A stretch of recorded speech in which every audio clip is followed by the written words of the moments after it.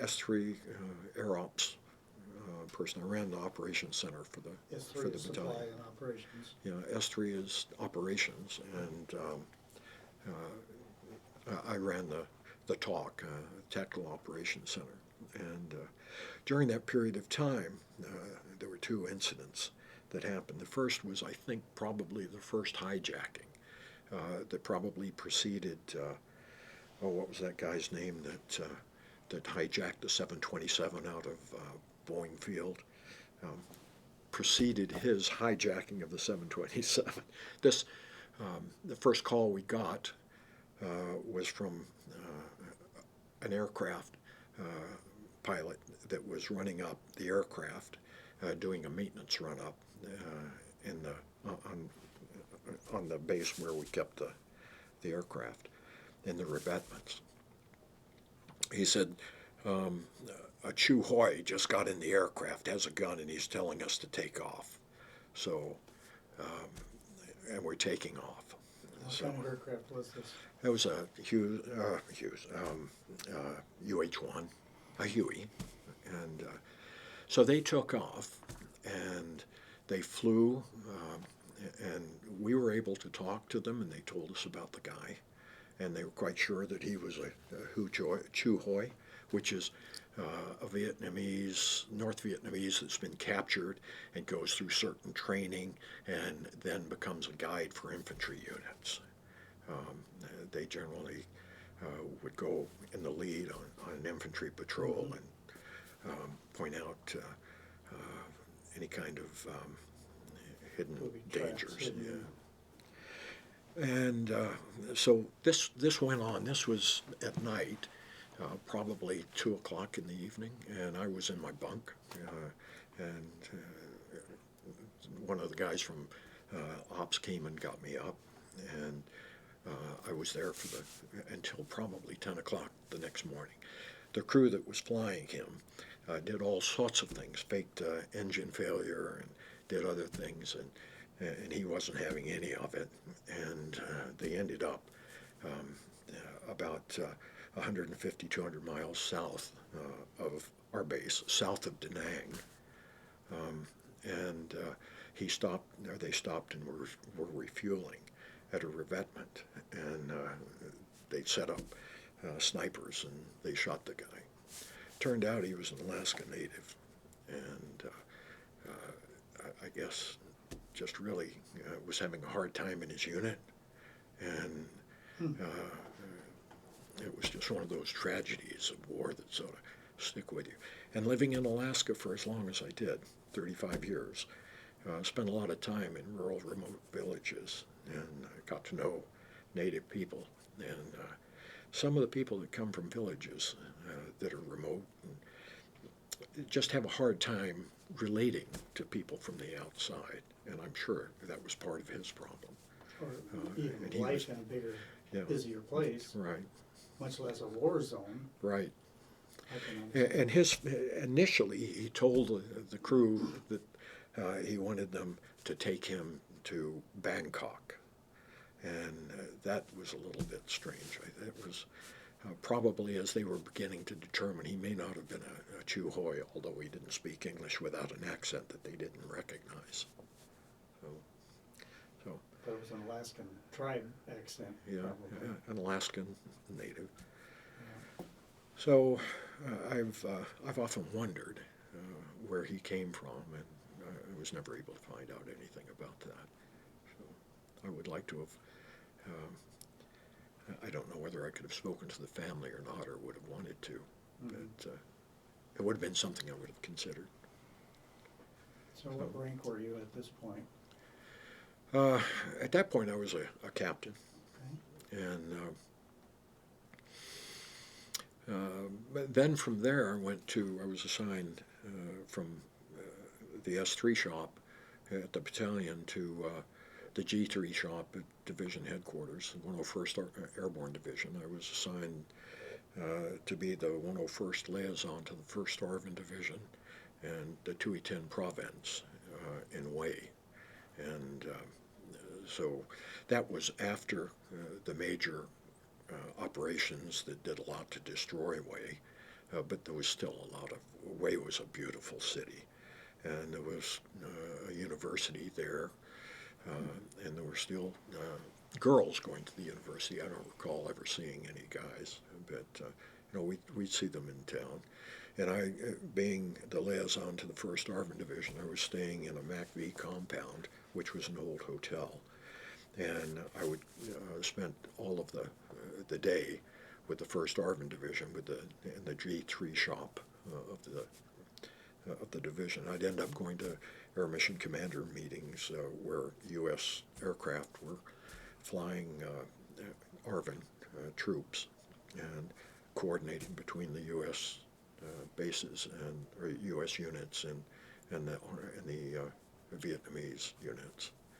You're coordinating the movement of troops, not strikes.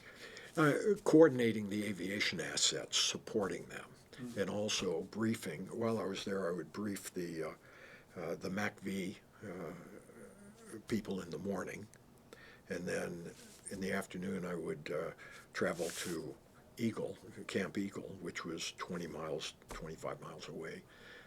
I'd go there and I'd brief the G3 staff on what the ARVNs were doing, and then I'd get the information about what our operation plans for the following day would be, and then I would go back and brief the Vietnamese 1st ARVN Division headquarters staff.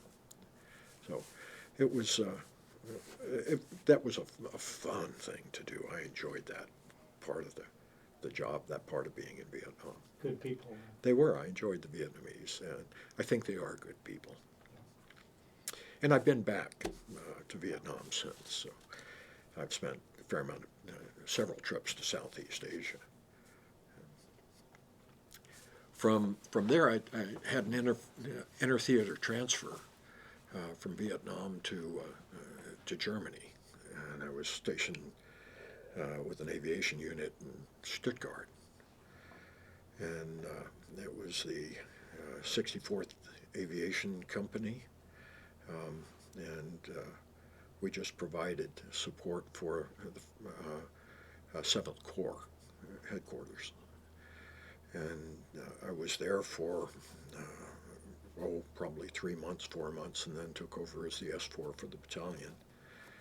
And I did that for a year and a half, and then was reassigned to the 7th Corps headquarters as the headquarters company commander for 7th Corps. And that was a fun job. I had 3 different morning reports and 750 people assigned to the company. The ranking person was a 3-star general. All right. It was a General Burns, and just so happened my wife had gone to school in Switzerland, college, with General Burns' son, and so my wife struck up a friendship with Mrs. Burns, but that was a good assignment as well. So you skipped the part about when you got married in this thing. Were you married? Oh, I feel like I've been married all my life. No, don't say. No, that was we were married when I was stationed at Fort Lewis at the Personnel Center. I had rented a house in downtown Tacoma with a fellow I went through OCS with. And we were there one Sunday, first Sunday morning, I think we'd moved into the house. We didn't have anything to do in the afternoon, so we ended up going to the art museum in Tacoma. And we walked through the door, signed in, and went through the museum. On our way back out, the woman that had signed us in said to my friend, "Don't I know you from somewhere?" It turned out that her older sister had dated his older brother in California. So far away. So they struck up a conversation, and we ended up going out that night. He took her out, and she set me up with a date, and we ended up spending more time talking there than I did with my date. They were both we went to a roller skating ring, ice skating ring, and so I ended up dating her a couple of times. I think on the third date, I finally decided it was time to ask her to marry me. So she said, "I'll think about it." And she was going to school in California at the time at Stanford. And, I ended up driving down there to see her. Actually, she came home for Christmas, and she had a Carmen Ghia that her parents had given her for Christmas, and we were driving, and I agreed to drive her back down, and we did, and we went to. She went to the dorm. I went to a hotel, and then we went downtown, San Francisco, and started out at Presidio San Francisco at the old club there, and then went different places in town for a drink here and a drink there, and then finally decided to go back. And on our way back, we ended up stopping at the airport, San Francisco airport, for some coffee so we'd stay awake. Ended up getting hot chocolate and getting back on the freeway. And shortly after leaving the airport, we wiped out the center beams, or the center sections of the Bayshores Freeway. Ended up in the hospital. Well, it wasn't brand new, but it was new for her. And we ended up in the hospital together, and her mother came down. And of course, I was very apologetic and felt that, I couldn't afford to pay for the car, so I agreed to marry her. Or she agreed to marry me. Keep it in the family. Yeah. That's a great story. So, where did she stay when you went to Vietnam? Actually, she went back to because I was finished flight school at Fort Rucker. We were there, and then drove back to Washington. She stayed with her mother and father that lived not far from McCord Air Force Base, and in Lakewood, and so she was there when I went to Vietnam. We met in Hawaii on R&R, and by then our oldest daughter was born, and so Hawaii was where I met her for the first time. Your daughter? My oldest daughter, yeah. Oh. So we ended up having 4 children, 3 boys and a girl, and one of my daughters was born in Stuttgart, and the other one was born in Heidelberg, where I was stationed there in the following Vietnam after we moved to Germany. So when you left Vietnam, then she joined you in Germany? Yeah. Okay, So those first 2 assignments I had with the aviation unit and with the Corps headquarters was in Stuttgart, and then I went to USAREUR headquarters and with a flight detachment, and I flew helicopters there. I did do some across what we did. I did fly as a co-pilot in the fixed wing occasionally, and we would fly into Berlin, and we had to fly the back course ILS going into Berlin. There were 3 corridors that you could fly, and the corridors were from 5,000 to 10,000 feet, and the separation was merely by 1,000 feet. So you could have aircraft, 727 or the 707 coming the opposite direction with 1,000-foot separation. And it doesn't look like 1,000 feet when you're. No. So, and if you wandered off the corridor, the MiGs were always out there, and although it never happened when I flew it, but they would make runs on the military aircraft and break off. The center line, 1 mile on either side of the center line, was as close, or were the limits to the corridor, and they'd make runs on the aircraft in the corridor and then break off just before they got to that 1 mile point. Or thereabouts. I'm sure that they pushed that. It seemed like it certainly seemed like it, yes. right? But we were in contact with air traffic control the whole time, so they'd let us know. But were the MiGs in contact with anyone? Probably not, but they would show up on radar. Yeah, Yes. and I would think that was the only thing that was flying Yeah. in Eastern Europe or Eastern Germany at the time, outside of the helicopters that they had. So, Be some tense flying. yeah, it was interesting to see Eastern Germany at that point from the air. Uh, Between 5 and 10,000 feet, you're close enough to get a good view of the terrain and the community. Very few cars, a lot of dirt roads, Hmm. farms everywhere, but not well developed like you're used to seeing in Europe. Of course, that's all changed now that it's, Sure. yeah, So the destruction from the war had all been rebuilt by then. most of it. At one point, I was flying um, some,